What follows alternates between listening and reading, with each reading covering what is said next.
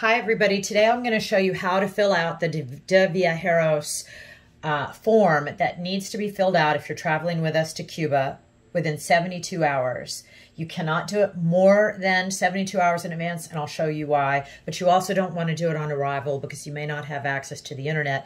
After you fill all this out, it sends you a QR code, which I recommend that you print out because you're going to need to show it on arrival. Ostensibly, this was created when COVID started so you could put in your vaccines, your test dates and results and all of that. But since there are no test results required anymore, this seems to be a legacy requirement that may or may not be dropped at any point. Right now, I am recording this on April 5th, 2023, and hopefully they will drop this requirement sometime soon. It can be a little bit confusing. The first couple of pages aren't too hard, and then after that it gets really confusing. So I wanted to kind of take you through it. First, the airline should be sending you this link. If they don't, just ask us and we can send it to you. And again, you cannot do it more than 72 hours in advance. When you click on it, the two options are edit form and form request. Edit form is if you already started filling it out but couldn't finish and needed to come back at a later time. But most people, when they do this, you're going to be wanting to click on form request. I sure wish instead this said, click here to begin the form, but it doesn't. So anyway, you're going to click form request. And these first fields of data are pretty straightforward. If you have two last names, you'll put them in. Otherwise, just one is fine. You just want to make sure it matches your passport exactly. Your gender, all of these things are pretty straightforward. Now, for the country where the person was born, if you're from the United States, it's USA, not Estados Unidos, not United States. You'll find it in this form under USA. Where is the passport you're traveling on from? In this case, it's probably USA or Canada, but that's what they're asking for. You'll put in your passport number, and then the country of permanent residence is most likely to be USA or Canada. Again, all of this so far is pretty straightforward. Your email needs to be correct. If you put it in incorrectly, you're going to have to start over and fill out the form again because this is how they provide you your QR code you're going to need when you come into the country. Then for your phone number, you need to definitely start with a country code. And then you'll go to next. This next page also is pretty straightforward. You're putting in your arrival date. Now here, you'll see that the arrival date, if you don't choose the, see how these three are the only active ones and all the rest are grayed out.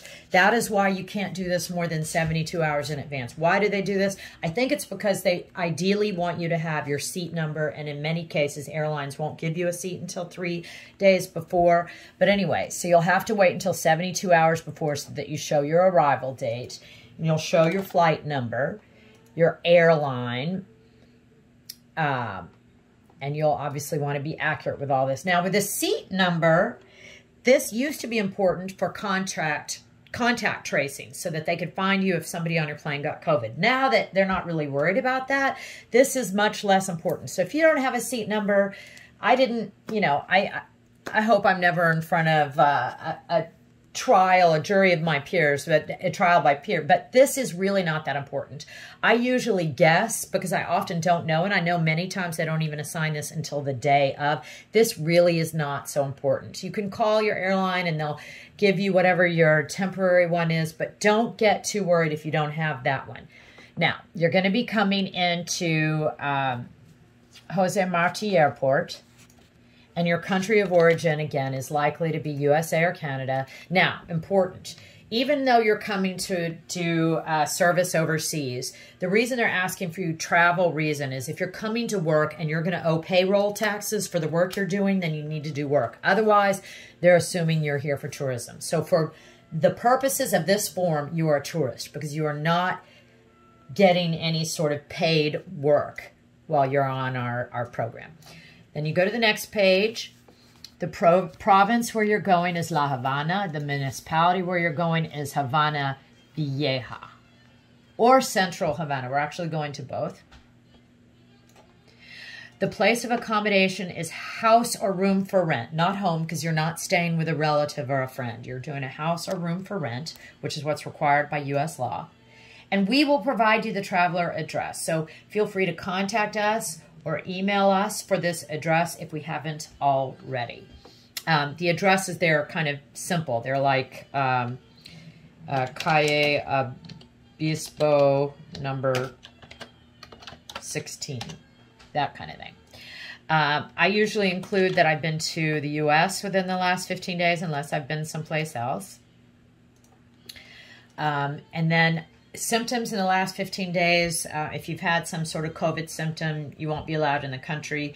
So presumably this will be blank. Questionnaire. Also, have you been around anybody with COVID and so on? Just leave this blank. So instead of being blank, it'll actually say select and select, which is a little confusing.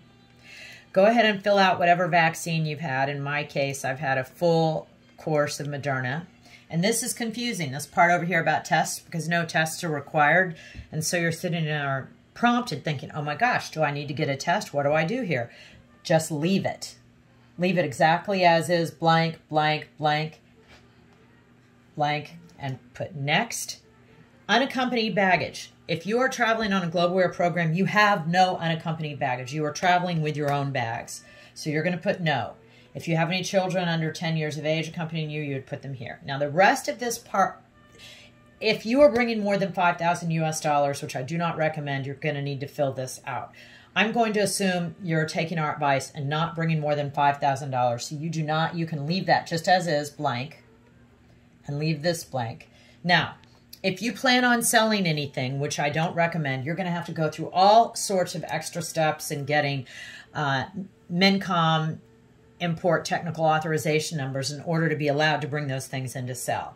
Otherwise, everything you're bringing in are personal effects. If you've listened to our podcast, watched our videos, and read our materials, you know that Cuba is the only country where we're not allowed to bring in donations. We have to bring in gifts of friendship, which are considered personal belongings. Again, what they're worried about here are things that you are going to sell. Since you're not selling anything, all of this part about anything besides your personal belongings, it's worded kind of strange, stays blank.